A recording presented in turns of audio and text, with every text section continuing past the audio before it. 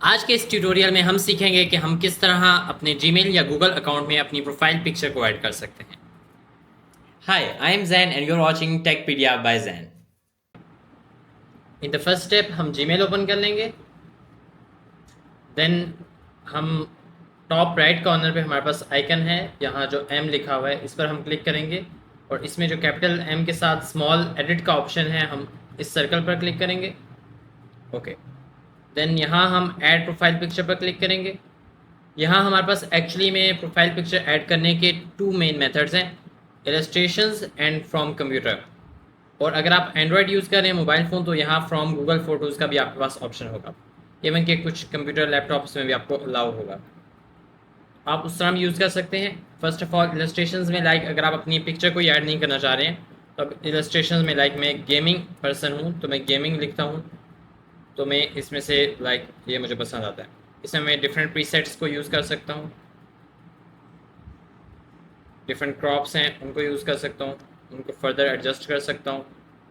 Then different colours को मैं add कर सकता हूँ। You can see that crop rotate different settings करके मैं इसे सेव एज प्रोफाइल पिक्चर पर क्लिक करके सेव कर सकता हूँ। नेक्स्ट मेथड है कि हम अपने कंप्यूटर से अपलोड करें।